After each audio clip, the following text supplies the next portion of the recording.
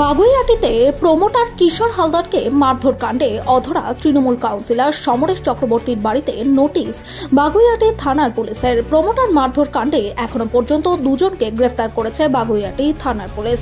ধৃতদের নাম রমেন মণ্ডল ও শুভেন্দু মণ্ডল। সোমবার তাদের বারাসাত আদালতে তোলা হয়। 3 দিন পুলিশ হেফাজতের নির্দেশ দেয় বারাসাত আদালত।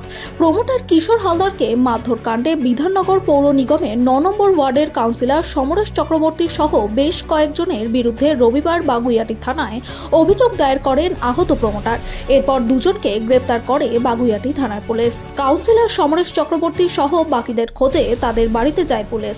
কাউন্সিলর সমরেশ চক্রবর্তীর উত্তর দেশবন্ধু নগরের বাড়িতে একাধিকবার আসে পুলিশ। কাউন্সিলরকে বাড়িতে না পেয়ে অবশেষে মঙ্গলবার দুপুরে বাগুইআটি থানার পুলিশের পক্ষ থেকে বাড়ির দেওয়ালে নোটিশ লাগিয়ে দেওয়া হলো।